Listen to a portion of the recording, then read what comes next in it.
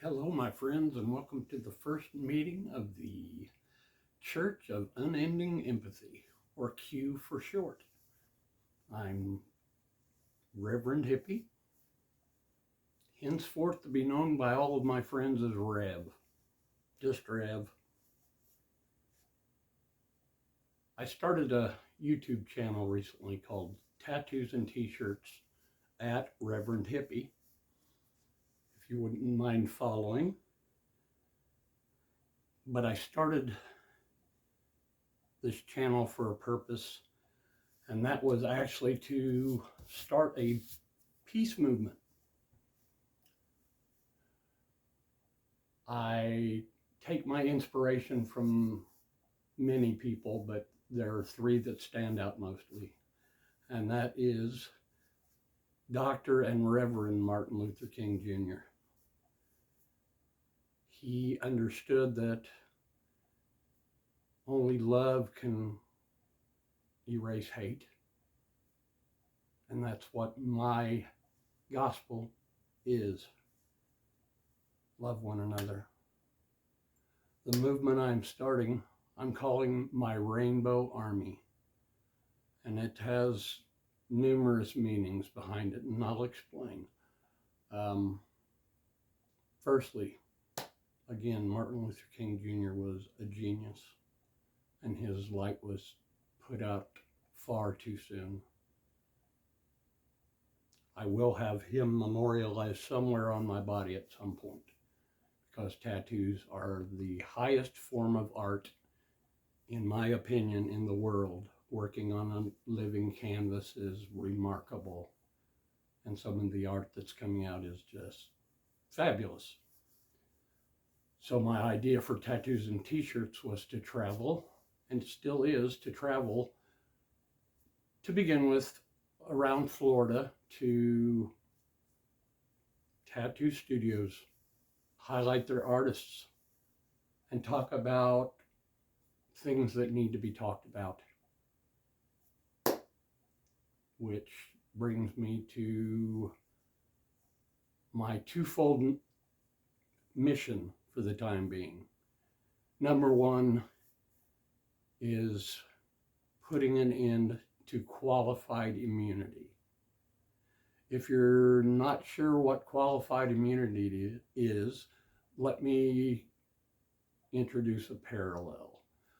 For those older, they'll understand that, well, actually, even now, back in the early 60s, there was a British movie series that started about a gentleman spy named James Bond. And James Bond was known to possess a license to kill. Well, police officers actually are protected by qualified immunity. Just like James Bond had the license to kill, qualified immunity gives police officers a license to kill, and it needs to stop. Every man that signs up to be a protector and a servant, you've forgotten that, guys. You've forgotten that to protect and serve was the primary thing that it started out to be. A peace officer. Not what you have become. I'm ashamed that I ever wore a badge in any form. I'm ashamed that I cowered behind a thin line of some color or another. Until the age of 20, I was behind the thin blue line because of my father. At the age of 20, I put my own badge on for the first time, and I joined the Air Force, and I went in active duty for almost 5 years, during which time I served primarily protecting nuclear weapons and the aircraft that could deliver those nuclear weapons. And then I moved back to the States, and I had to protect ones that were in silos in the middle of North Dakota and nowhere land. So I did my time there. Then I got out and I floated around for several years, and I did many things. One of the things that I loved the most was serving people whenever I ran shoe stores in California. I loved the job, actually, because I was helping people. I learned how to take care of people's feet and to tell people when they're wearing the wrong type of shoe or size of shoe. I became a professional shoe fitter intentionally so that my shop would be special, so that my service stood out and I would be important to certain people.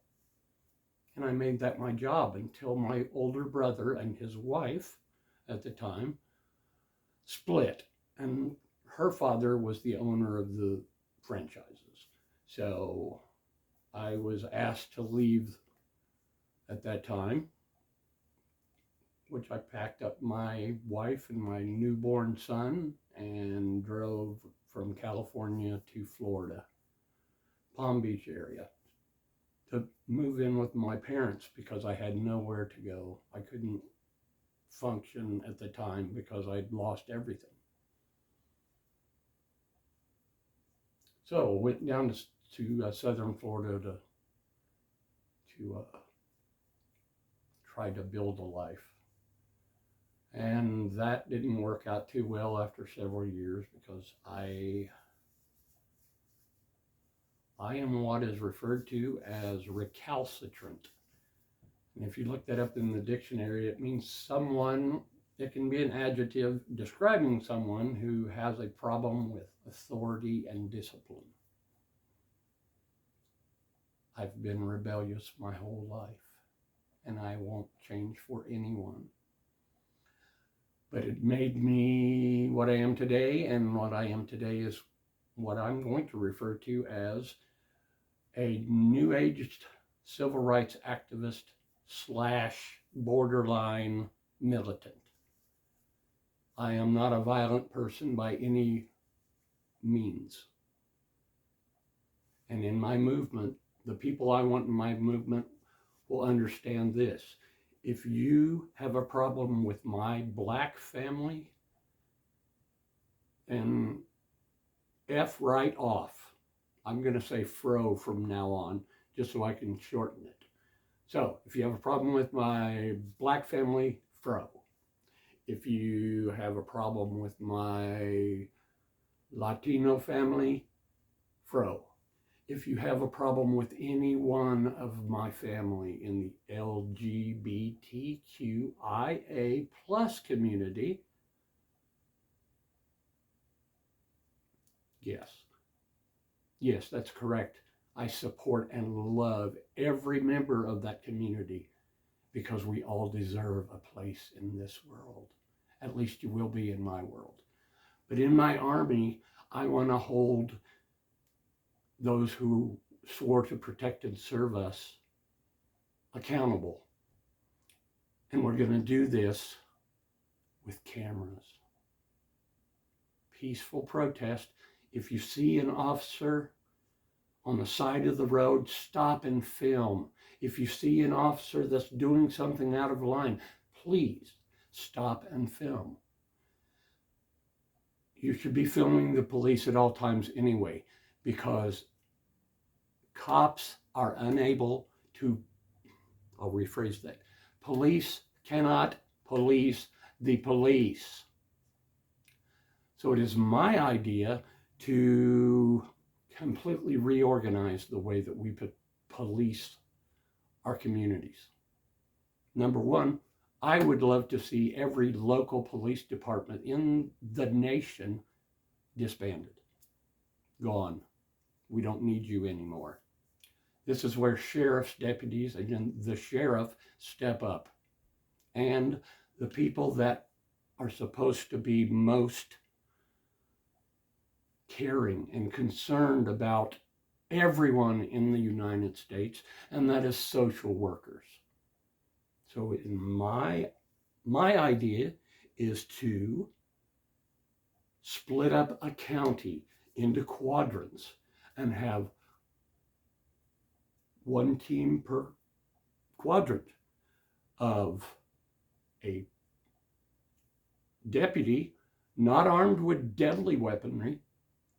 He'll be carrying a rubber bullet gun, and they have rubber bullet sniper rifles. No one should have to die. But if they do, then the social worker, who is the boss, will have a lethal weapon at their disposal.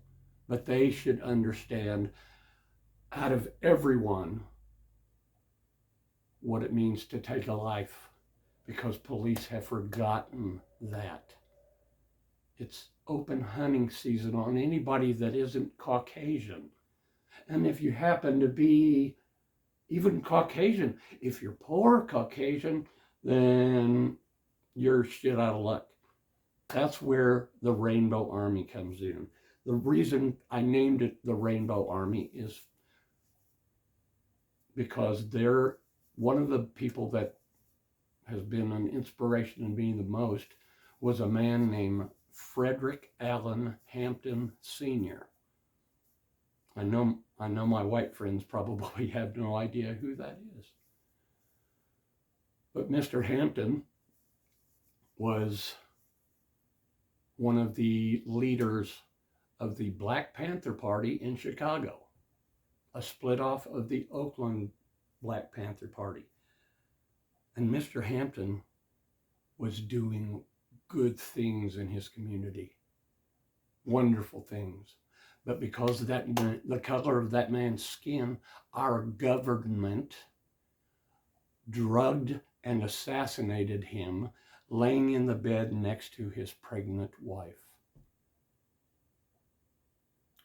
Not one single shot came from inside the home in Chicago where it happened. It's sickening.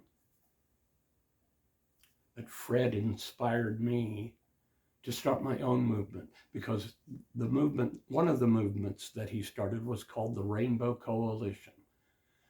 And it brought together Black folks, Latinos, and poor white folks to make sure that they were all fed.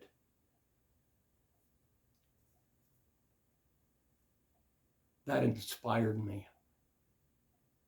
That inspired me to do what I'm now doing. And if, like I said, if you have a problem with anyone because of the color of their skin, or maybe they were unfortunate and they were born into a horrible, starving country like there are all over the world, because the rich are getting richer and the poor are dying and nobody cares. It's deplorable, and I will no longer sit silently by while the world goes to hell. And if I lose friends, and even if I lose my life, I will not stop until I stop seeing injustice everywhere. And that brings me to the point of tonight's video. I am literally putting my words are what I cherish most. And to fill you in on what I'm trying to get to is Thursday, the 25th of February, I drove a round trip of 5 hours to Okeechobee County, Florida, Okeechobee, the town, to the Okeechobee County Council meeting to speak for almost 3 minutes in support of a football Hall of Famer and legend, Warren Sapp. Now, I briefly met Mr. Sapp a month ago or so in Clearwater while in support of another friend of mine. His name is The Armed Fisherman. He's on YouTube. He has thousands of followers, and he travels around testing the Second Amendment. Now, the reason I latched on, and I want everyone who watches this, please, for the love of God, watch Warren Sapp arrest or something like that on YouTube. And if you are not as outraged as I am about what transpired with Mr. Sapp, then you don't understand the movement I'm trying to create. Men with badges and guns, and those who work inside of jails and prisons. Gentlemen, you're not there to be punishers. They're already being punished by being locked away from everything they've known. You know how I learned that? Because I spent 20 years involved deeply in that environment. I spent most of that time inside of jails dealing with murderers and rapists and child molesters and murderers. And I had to go home and try to rectify all that I had seen during the day. And you know what I had to fall back on was a bottle. And I became so addicted to that bottle that every time I got home, I had to become drunk to forget about what I was witnessing daily. So you that work on the road, remember this. You have the opportunity to save lives every day by not harassing and incarcerating for everything that you can find, because it makes you look better in the eyes of the Blue Line Gang. And it is a gang. It is now legitimately the most violent and out of control gang the world has ever seen. And I am here to call you out. And if that costs me my life, then so be it, because I'm not afraid of you guys anymore. And I grew up from the moment I was born afraid of men with badges. And then I became one, because that's the only life I knew. About 8 years ago, I saw through the insanity that I was living in, and I stepped away from it. So no longer am I a member of the Blue Line Gang, or the Gray Line Gang, corrections, or the Gold Line Gang, which is dispatchers. Your collaborators. At minimum, you help out of control tyrants ruin people's lives daily. And you think that you're doing something for the community. Well, you're not. You need to reevaluate why you became a 911 dispatcher to begin with. And I did it for 15 or so years. So yes, I was an emergency medical dispatcher. So I knew how to do my job. I just wasn't comfortable doing my job. I was more comfortable being around people who had been put in jail for violent crimes than I was with answering a phone, listening to babies cry about their baby brothers being killed on the road. That's something you don't shake. Or a 911 call from two small boys who got home and their mother was frozen to the front porch because she had OD'd, passed out on a still wet, frozen porch, and her body heat dissipated and she froze to the porch. And the boys, they were wonderful. But to have to do that every time you answered a 911 call destroyed my insides. And I had to distance myself from that world altogether. And I went and worked in a deli inside of a Kroger until my back gave out and I couldn't work anymore.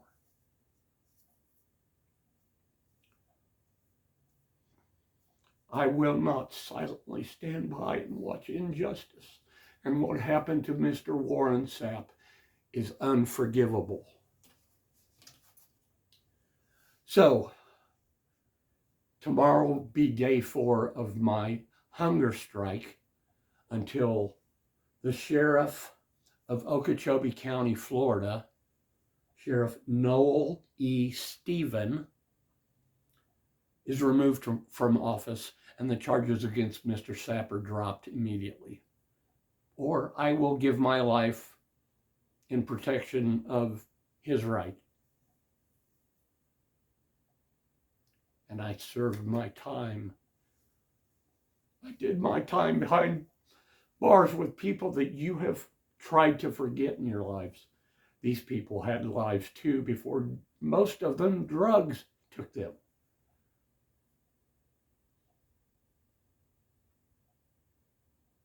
That comes to the second part of my mission, the second aim, and that is to end the absolute failure of the war on drugs.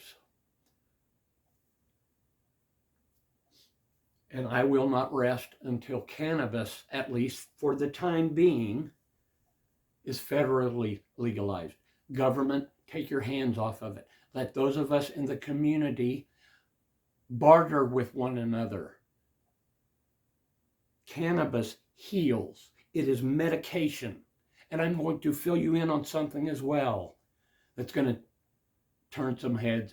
Psychedelic medications will save millions of lives if used appropriately.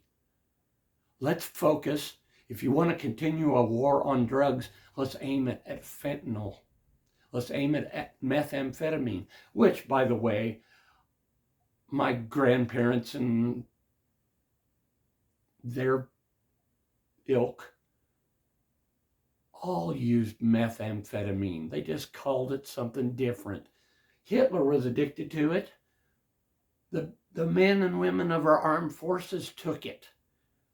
Nazis were fueled by it. Please, do some history research. That is what I consider myself, not only to be a civil rights activist, but to be a historian. My focus primarily has always been on World War II, specifically Nazi Germany and the Holocaust, and why it happened. And I've had that passion since I was about 12 years old, when I saw a Hitler Youth knife in my beautiful and loving aunt, Laura Ann's indoor flea market, the largest in the Midwest. Trailers Antique Flea Market used to be on the east side of Indianapolis. I was fortunate enough to get to spend many of my weekends with them, where I felt at home, because I didn't have my own home.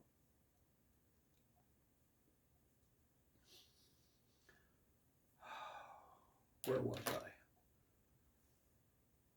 Anyway, I'm passionate about seeing wrongs righted. And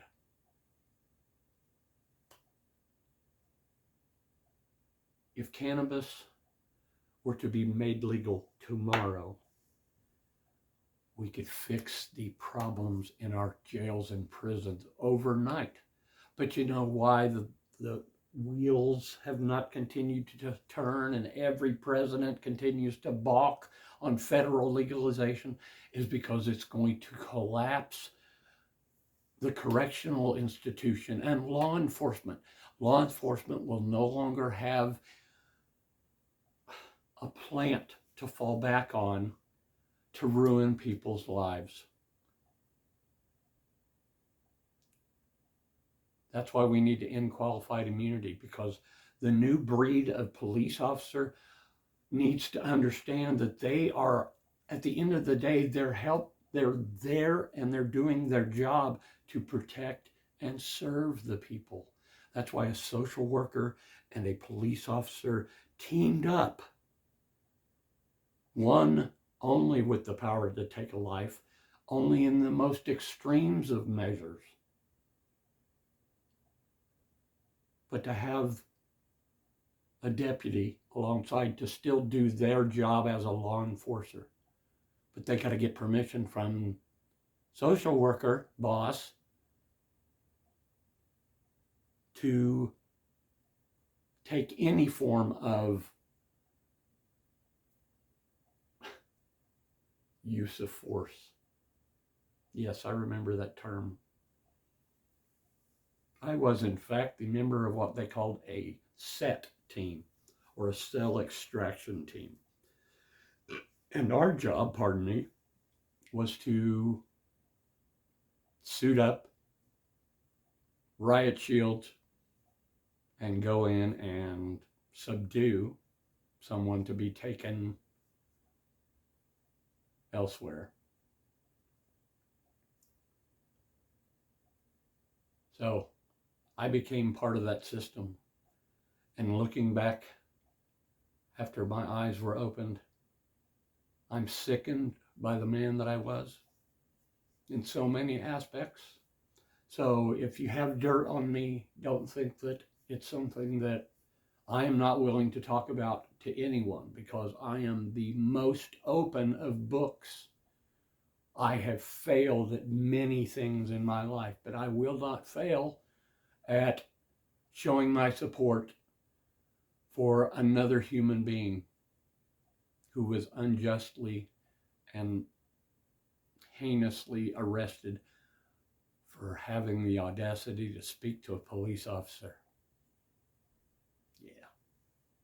Put in handcuffs, forcibly put into a vehicle, and then rushed away and arrested for obstruction of an officer. Please watch anything you can on Mr. Sapp, Warren Sapp arrest, Okeechobee. You'll find it, and you'll see why day 4 of my hunger strike, until that man is removed, will be my 4th day in a row with water only.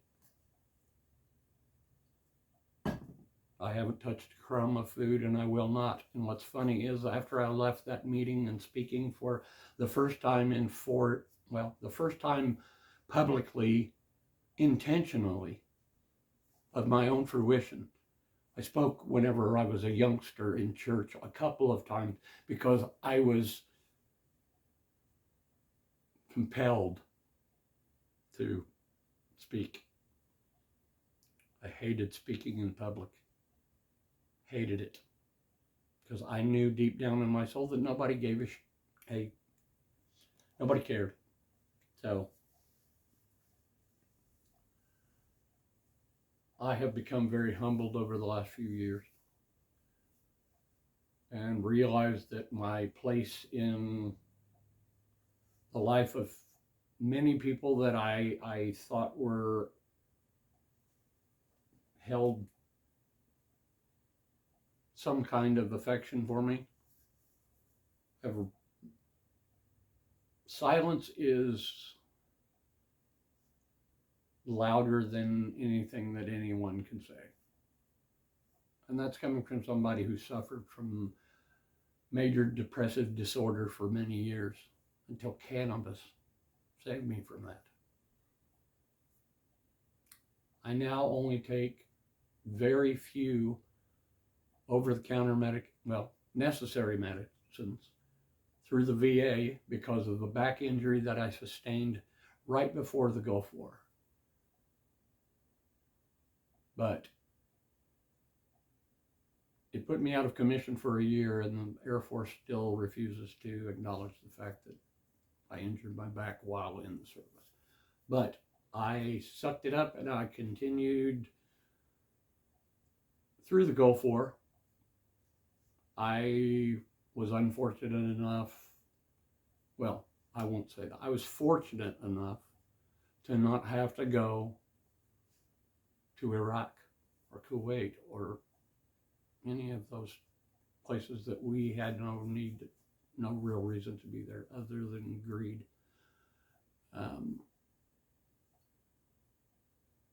I spent 20 hours a day until it was over, walking around and freezing in the United Kingdom, walking around the neighborhoods, our neighborhoods, protecting the homes of the enlisted folks and their families.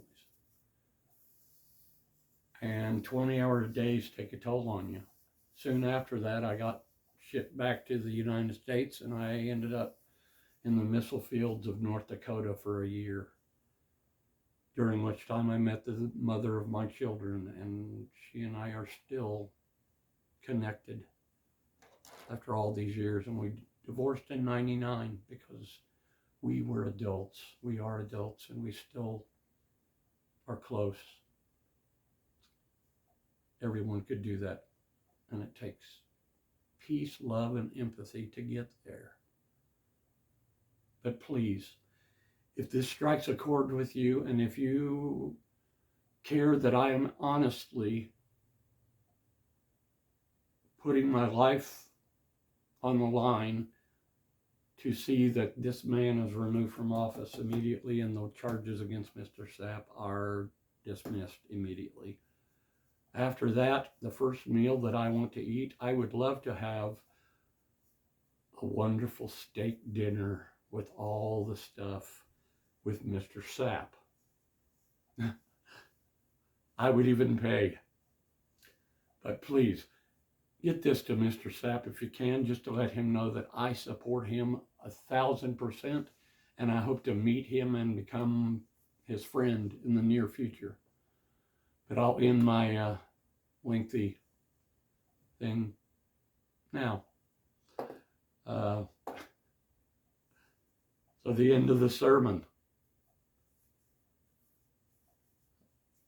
I want to give everyone my thanks for tuning in, and please make this go viral. I want to get this out so that not only do I get to eat, but that Mr. Sapp doesn't have to continue to fight this nonsense and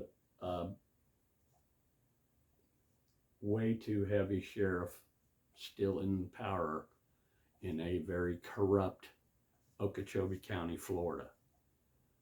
So please, let your voices be known, because like I said, I spoke for almost 3 minutes for the first time in my life, and I drove 5 hours round trip just to be able to say the words that I did. And that was directing my anger towards those behind the lines. And I'm not done, and I'm not going to stop until there's change. And until there's change, then Lake County, Florida, you're going to be seeing me.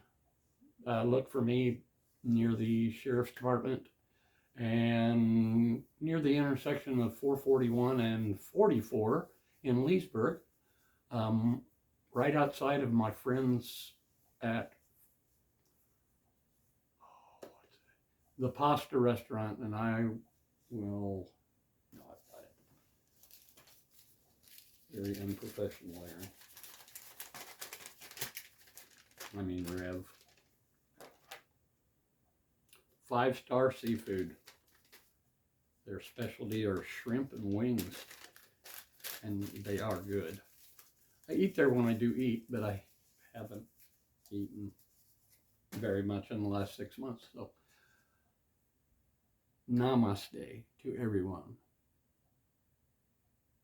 I love and respect all of you who would like to join my army. Remember, the Rainbow Army. Please join my ranks. We're all equal. So I would just be called Rev. Or General Rev. Emperor? No. We hear too much like that recently. So please join the crusade of holding those in power responsible for their actions finally. Peace and respect to all.